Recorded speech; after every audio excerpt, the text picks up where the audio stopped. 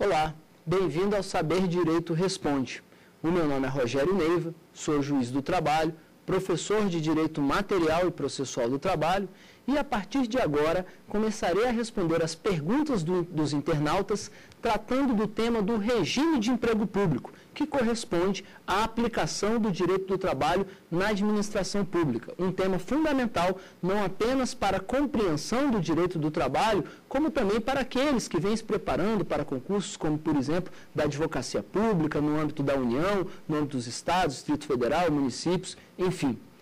Se você quiser participar do Saber Direito Responde, de modo a que possa ser respondida a sua pergunta, mande um e-mail para saberdireitoresponde@stf.jus.br, saberdireitoresponde@stf.jus.br. E a partir de agora vamos começar respondendo a primeira pergunta. E a primeira pergunta é enviada pelo nosso amigo Cláudio Campos Duarte, de Cabo Frio, Rio de Janeiro. Nos pergunta o Cláudio Campos, qual a diferença entre o seletista e o servidor público? Muito bem, essa pergunta do Cláudio Campos é fundamental. É preciso que se entenda que servidor público é um gênero que corresponde a todos aqueles que guardam com a administração um vínculo de natureza profissional. Servidores públicos são, na verdade, os trabalhadores do Estado. Aliás, o conceito de servidor público se confunde com o conceito de relação de trabalho. O que é relação de trabalho? Relação de trabalho corresponde a todo e qualquer vínculo jurídico que tem por objeto o trabalho, envolvendo várias espécies.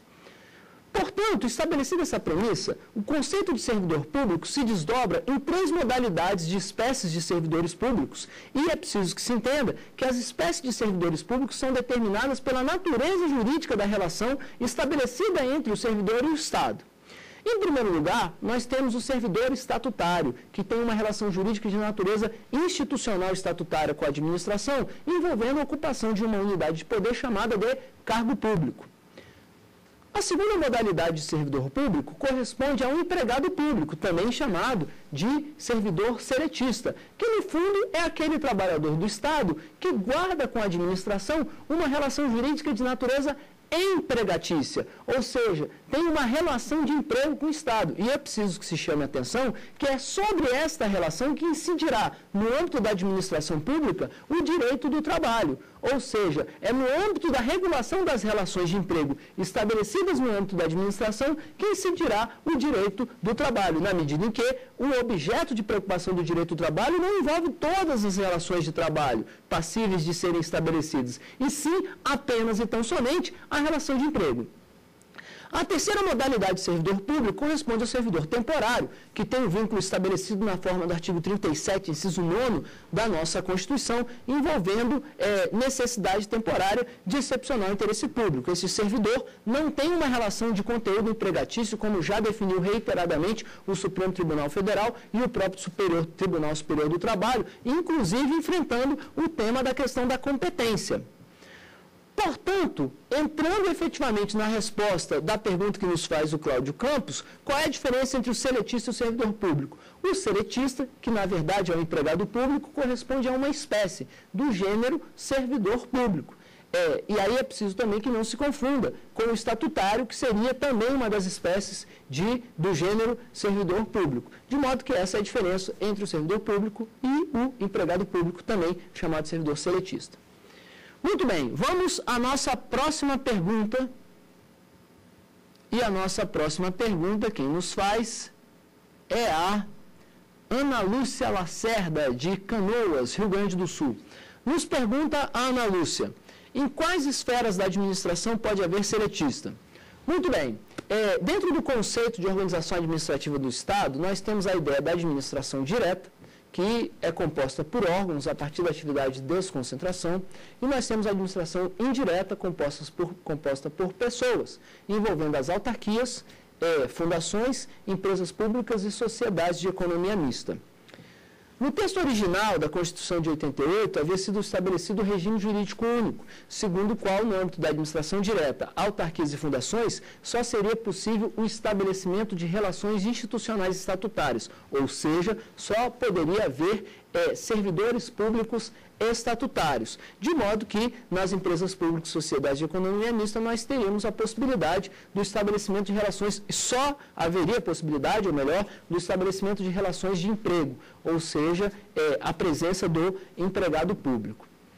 Com a emenda constitucional número 19, o chamado regime jurídico único foi quebrado, de modo que surgiu a possibilidade do estabelecimento de relações de emprego dentro da administração direta das autarquias e fundações.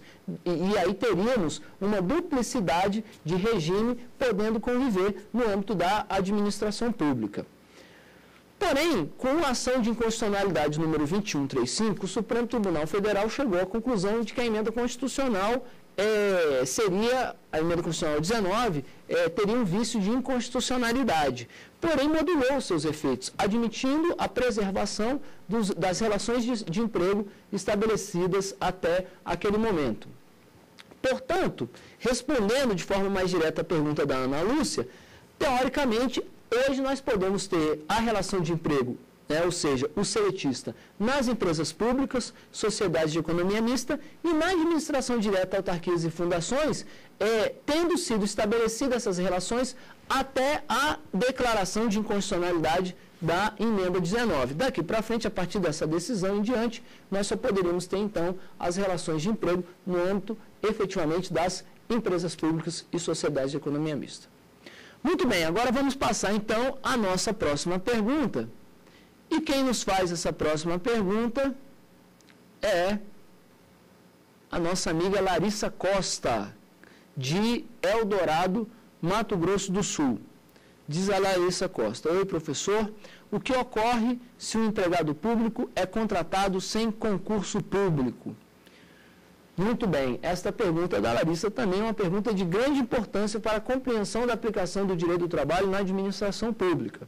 Em primeiro lugar, conforme estabelece o artigo 37, inciso 2º e parágrafo 2º da nossa Constituição Federal, é indispensável o estabelecimento do concurso público para a contratação do empregado público. Aliás, quando pensamos em termos de teoria das nulidades no direito do trabalho, a única hipótese que temos de vício de forma passível de comprometimento da validade do negócio jurídico envolvendo a relação de emprego é exatamente a falta do concurso público por parte do empregado público. Segundo o TST, por meio da súmula 363, portanto, interpretando o parágrafo 2º do artigo 37 da Constituição, se não for observado o concurso público, o contrato é nulo. E sendo nulo o contrato de trabalho, o que será devido ao empregado? Apenas e tão somente o salário contratado, conforme a contraprestação pactuada, o salário pactuado, respeitado o valor do salário mínimo hora e os depósitos de FGTS. São esses apenas os únicos efeitos da contratação do empregado público sem concurso público. Vamos passar agora à nossa próxima pergunta, e quem nos faz essa pergunta é o nosso amigo Marcos Vinícius Coimbra, de Cariacica, Espírito Santo. E ele nos pergunta: o que é terceirização? Muito bem, Marcos Vinícius. A terceirização é um modelo triangular de contratação de mão de obra. Como assim?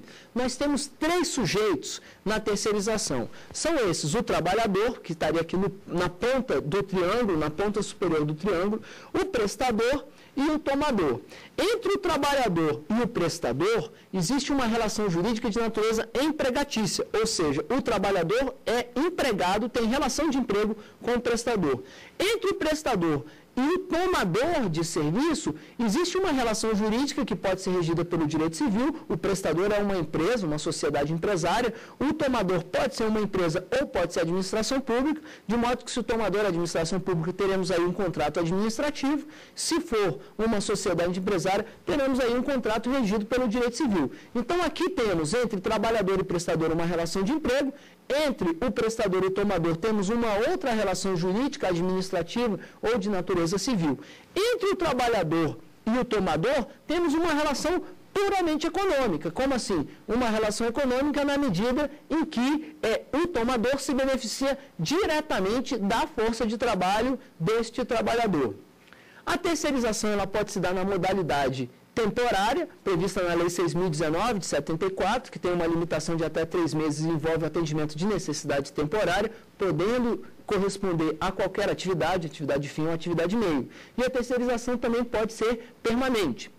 Segundo o TST, por meio da súmula 331, a terceirização permanente precisa observar alguns parâmetros. Quais são eles? Primeiro, atividade de vigilância, conservação ou limpeza e demais atividades, serviços especializados envolvendo atividades meio da empresa, ou seja, não podemos ter a terceirização permanente para atividade fim. E também não pode haver a presença de pessoalidade e nem subordinação direta. No caso da ilicitude da terceirização, considera-se formado o vínculo de emprego diretamente com o tomador.